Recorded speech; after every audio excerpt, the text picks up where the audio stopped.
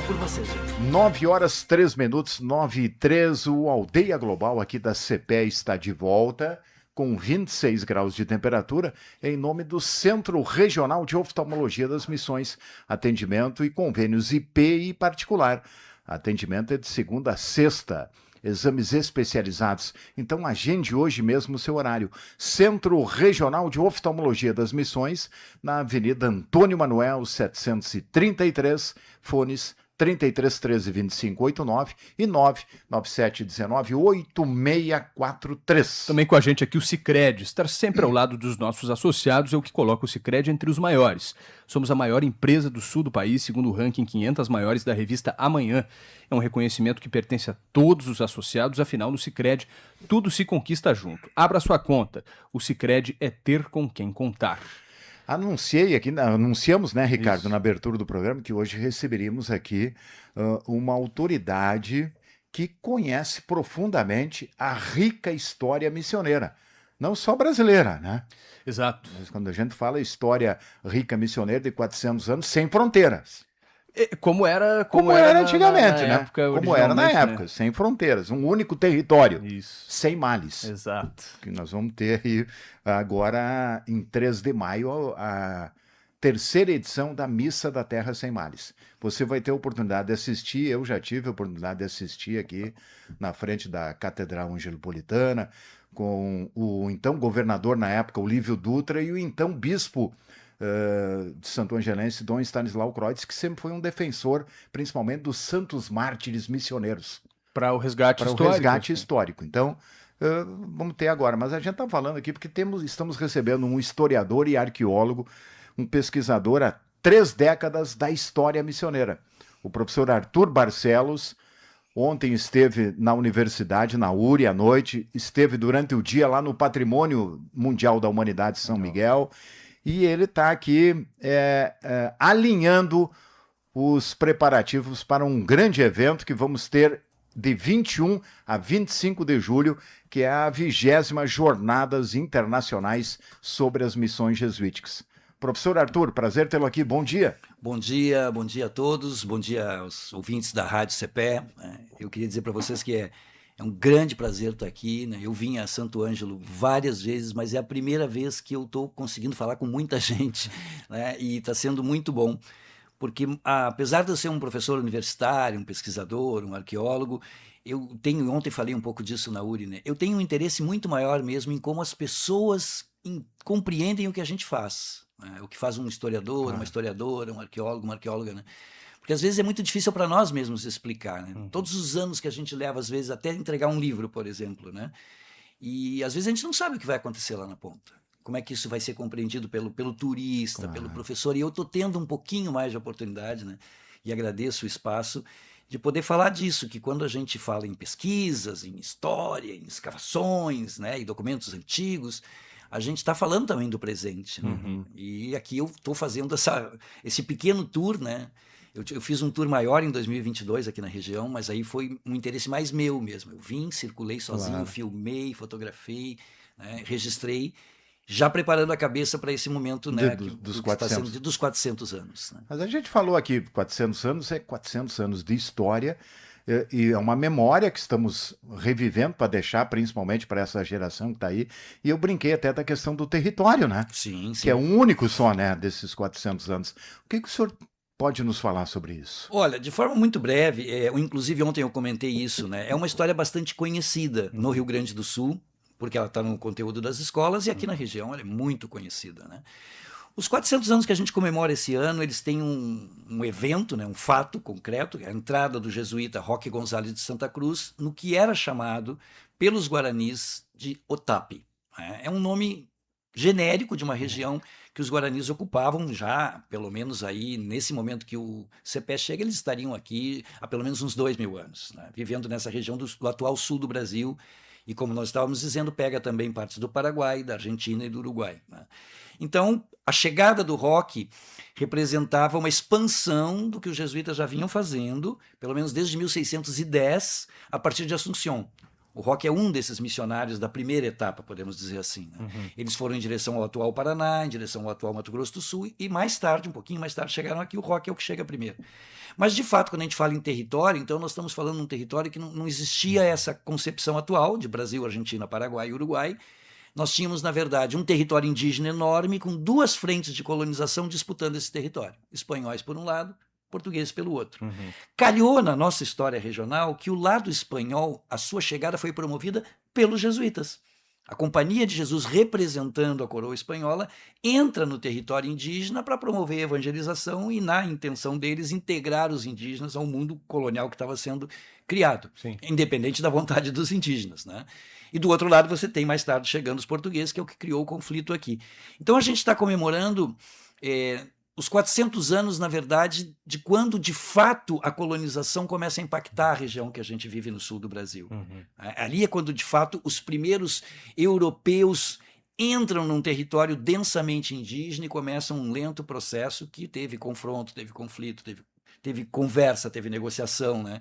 Então a importância desses 400 anos está não só por ser uma data redonda, mas porque ela remete a um período de tempo aí que muita coisa era bem diferente de agora. Muito diferente, né, professor? E a gente sabe que, assim, a Igreja Católica, ela teve alguns outros movimentos missionários também de criação de reduções em outros lugares do mundo. Por exemplo, Sim. na Califórnia, nos Estados Unidos, não era a Companhia de Jesus, mas era a mesma ideia, digamos assim, né? E não houve essa receptividade, não houve essa espécie de simbiose cultural que a gente viu aqui nas missões. O senhor poderia explicar para a gente quais os indícios que levam a gente a entender por que houve essa aceitação? Se fala muito sobre o indígena e a cultura mais pacífica deles, ou se foi a forma como os europeus e espanhóis chegaram aqui e fundaram isso. Como é que a gente pode entender esse fenômeno? Perfeito. Eu acho que essa é uma das grandes questões. Talvez, eu diria, que é a maior de todas. Disso tudo que a gente estuda há tantos anos, daqueles todos que vieram antes de mim ainda, né?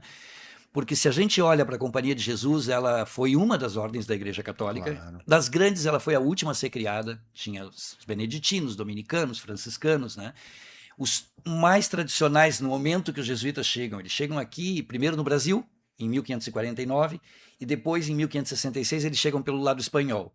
É importante dizer que a companhia ela é uma só, mas tem uma companhia em Portugal, uma companhia, né, uma na Itália, enfim, e uma na Espanha. E, de fato, os jesuítas eles vão perceber o que os franciscanos vinham tentando fazer. Qual era o trabalho geral? Evangelizar essas populações, né? Transformá-las em cristãos numa concepção de mundo de que todas as almas têm que ser cristãs. E a gente observa esse movimento. Eles vão para todas as regiões, e também quando estavam a serviço da França, no atual Canadá, por exemplo, né? A serviço da Espanha em todo o oeste da América do Norte, toda a América do Sul, né? Eles vão tentar a mesma coisa. Reunir os indígenas, criar algo chamado missão, né? O termo reducción é usado mais aqui no Sul, né? Eu digo Sul quando falo da região platina, né? E o único lugar em que a gente vai ver isso se transformar em comunidades estáveis por mais tempo foi aqui. Então ontem até brinquei com isso. Eu digo, se eles tentaram isso com indígenas desde o Canadá à Terra do Fogo, e o único lugar, porque eles estavam tentando isso, onde isso de fato aconteceu, a gente tem que olhar mais para o Guarani do que para o jesuíta. Talvez a resposta esteja em como os guaranis enxergaram aquele momento. E dentro da lógica guarani, eles encontrarem uma resposta. O que a gente percebe, tem muitas coisas, mas uma coisa que é fundamental é o Guarani negociar com o jesuíta e dizer, eu posso até me integrar numa coisa que vocês chamam de povoado, de missão, em que eu vou abrir parte, né, vou abrir mão de parte do meu poder, porque vou me juntar com o cacique da outra aldeia para formar uma coisa nova, com várias aldeias num lugar só, isso é a missão, mas em troca eu quero a manutenção do nosso modo de ser tradicional, pelo menos uma parte. Ou seja, a terra é coletiva, a produção é feita de forma comunitária dentro da família. Né? Algumas coisas, com o passar dos anos, foi deixando de ser hábito comum entre os guaranis, como, por exemplo, a possibilidade da poligamia do cacique. Tá? Isso tem muito mais a ver, é importante que o público compreenda isso, com uma lógica de criar uma rede de parentes extensa, porque, diferente da família europeia, judaico-cristã, que é a família do núcleo pai, mãe, filho, a família da concepção guarani que a gente conhece pelas fontes, inclusive pelos guaranis contemporâneos, é uma família entendida no conceito de família estendida, família extensa. Então é o pai, é a sua companheira ou mais de uma companheira e tudo que deriva disso. filhas, noras, genros, genras, cunhados, isso forma uma família extensa. E essa família extensa atua junta na sobrevivência, na vida cotidiana. Claro, Tem, até porque quanto mais pessoas naquele contexto que eles viviam, mais pessoas eram mais força de usando trabalho. uma lógica só econômica, né? O velho Karl Marx dizia isso, né? Mais filhos, mais economia, né? Porque você tem mais rentabilidade. Sim. Mas vai mais além disso um pouco, Legal. porque nós conhecendo essas sociedades como a gente conhece, nós não conhecemos tanto quanto um indígena, mas a gente se aproxima o máximo que a gente pode. A gente percebe uma lógica de reciprocidade, né? Que é uma coisa que a cultura nossa, judaico-cristã, greco-romana, não tem tão arraigado. A ideia de que você só tem sentido a tua existência se tu é parte de uma comunidade. Então tudo é recíproco. A caça é recíproca, o alimento é recíproco, né? O festival, a festa, o ritual é recíproco, né? Recíproco no sentido de que sempre é um sentido de troca. Sim. E eu acho que aí está a chave. No momento que os jesuítas aqui compreenderam que era possível fazer esse tipo de acordo, uma parte, isso também é muito importante, dos guaranis que viviam nessa região. Quando eu digo essa região, vamos sempre lembrar, estamos falando também do Paraguai, partes da Argentina. Sem fronteira. Né? Sem fronteira. Eles perceberam que isso era uma forma de selar um pacto.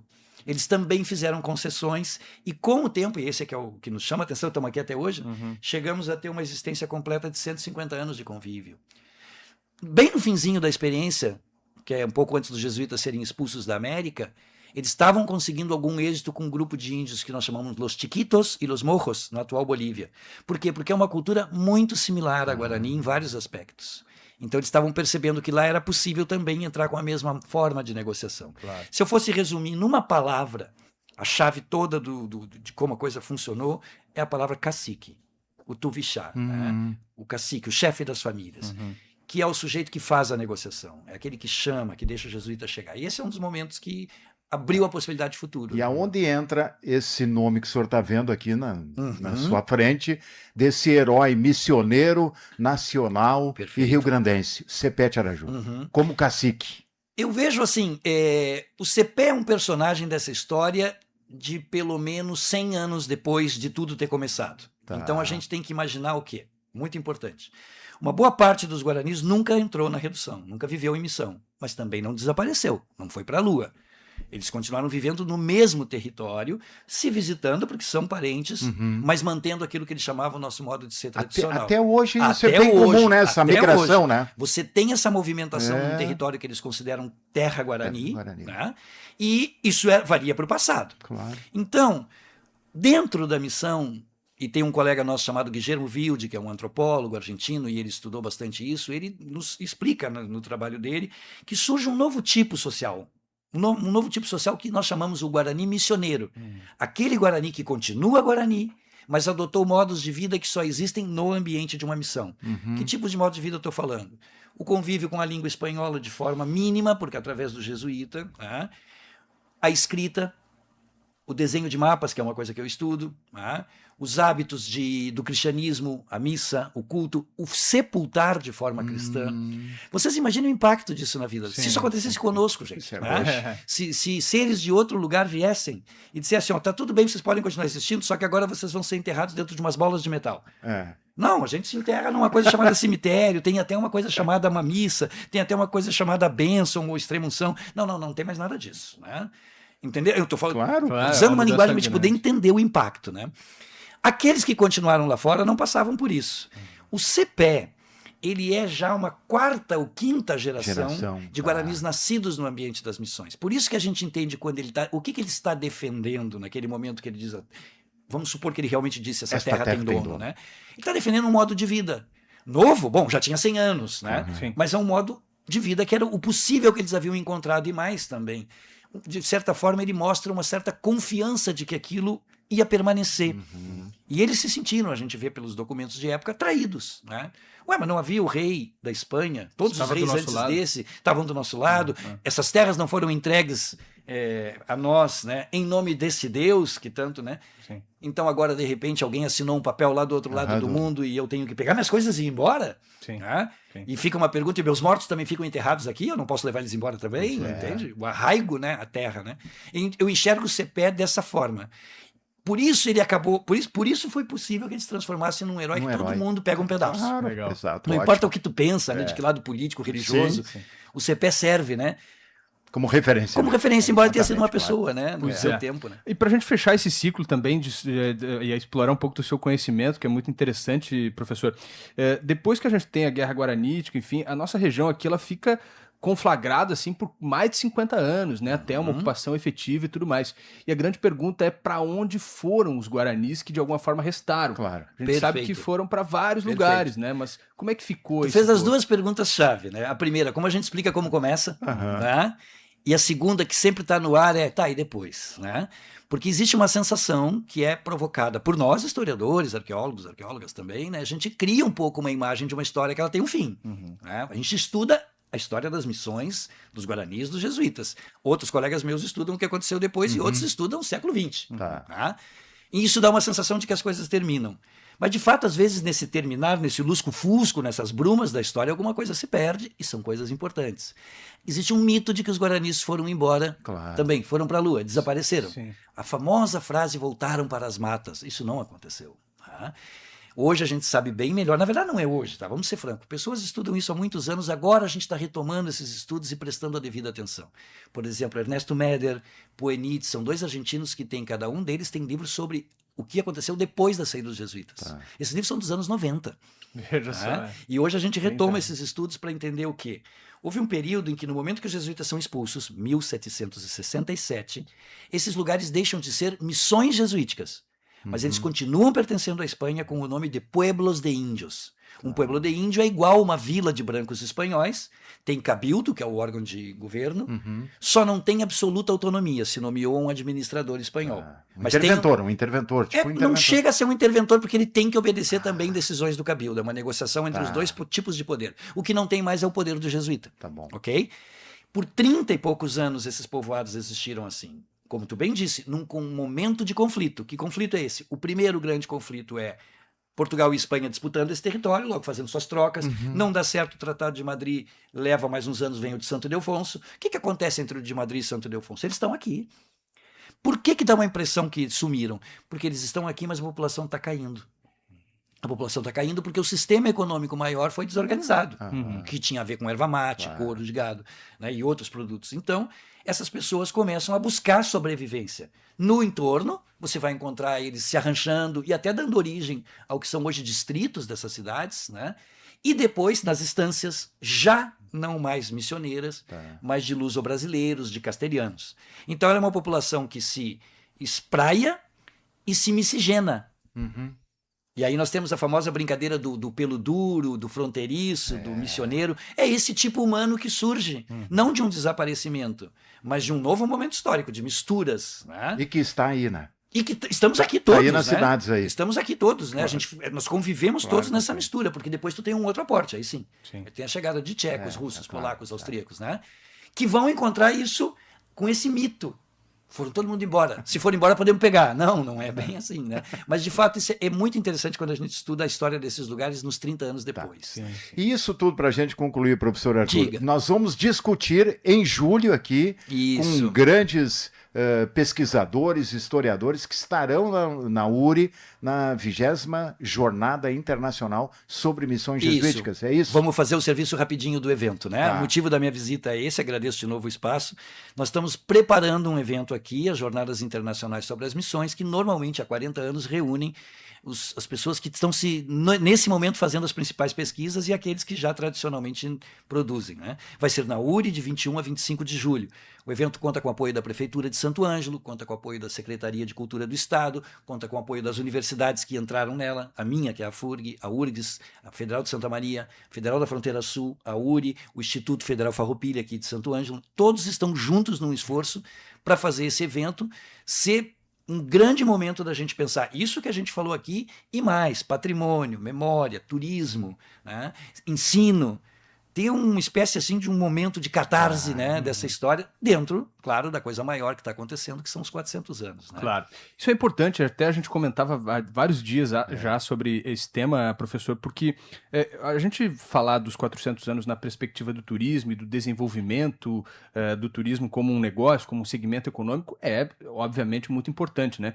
Mas essa dimensão um pouco mais subjetiva, que são dos estudos e que a gente infelizmente não tem tão forte aqui na nossa região, Talvez pela não presença assim de cursos de história, Que já se perderam, que né? já se perderam no Infelizmente. passado, universidades federais que têm também mais essa veia da pesquisa e tudo mais, né? A gente deixou um pouco de lado essa dimensão histórica de entender um pouco o que aconteceu nesse território e quais foram as heranças a partir disso, né? Então acho que é importante também, queria que o senhor falasse um pouco sobre isso, arqueologia e história, a importância que isso tem para chegar na ponta e de alguma forma empoderar as pessoas. Vou te contar uma coisa interessante que está acontecendo. Existe um grupo de pessoas que se chama Grande Projeto Missões, né?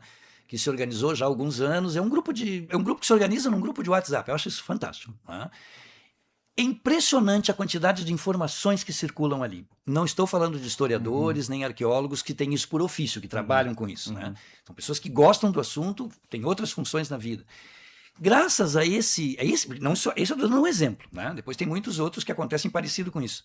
Circula informação e as pessoas estão produzindo informações novas. A gente tem colegas que eu conheci por causa desse grupo, no interior de Lavras do Sul, por exemplo, procurando ruínas, e o que eles fazem? Eles mandam as imagens para o grupo, a gente discute no grupo. E no grupo tem de tudo, cara. Tem músico, tem poeta, tem dono de posada, tem arqueólogo, tem historiador. Cada um joga ali, né, com as armas que tem. Né? Isso me dá um certo otimismo. Em relação ao que tu coloca, por exemplo, a gente não tem uma grande universidade aqui que tenha pesquisas de arqueologia, de história, de antropologia. Mas a internet ela tem tudo de ruim e um pouco de bom. Né? O bom que eu vejo nisso é que ela permite uma circulação e também uma certa... E aquela hierarquia, o Arthur é uma grande autoridade. Não, eu quero ouvir o cara, porque esse cara sabe aonde está. Eu não sei, ele vive aqui há 30 anos, né, percorrendo a região como um cara que trabalha no campo, enfim, né, ou opera no turismo. Então isso está sendo muito bom, a gente está conseguindo escutar pessoas e talvez isso faça com que a pessoa lá na ponta, né, eu tenho um menino, eu não sei o nome dele, é uma pena, ele é de São Nicolau, eu acompanho ele pelo Instagram. Ele produz coisas da história de São Nicolau e das tradições de São Nicolau. Ele faz uma coisa no Instagram ali, mas isso obriga com que ele faça alguma pesquisa, entende? Então, eventualmente, ele faz nos vídeos dele, eu digo, pô, que bom isso aqui que ele falou, eu não sabia disso. Tá? Então, você tem uma nova forma do conhecimento circular. Às vezes sai alguma coisa fora da curva, mas nós, historiadores, também dizemos coisas fora da curva de vez em quando. Eu sou mais otimista nesse sentido. Tá certo, que bom. Mas o bom é que a gente vai ter oportunidade até julho e mais do que isso, discutir muita coisa aí nesses esse vai 400 ser um aí. ano que eu queria dizer para vocês da região missioneira que aproveitem, né? Aproveitem para celebrar. As pessoas que vivem aqui hoje são parte dessa história. Claro. Né? E vai ter muita coisa acontecendo. As jornadas fazem parte disso, mas tem a lista de eventos é impressionante. Tá bom. Um abraço, professor. Tudo de bom, Eu que professor Arthur. agradeço muito, muito a oportunidade. Nos vemos em breve. Claro, certamente. Professor Arthur Barcelos, da Universidade do Rio Grande. Isso aí. A FURG. 9h25, já voltamos.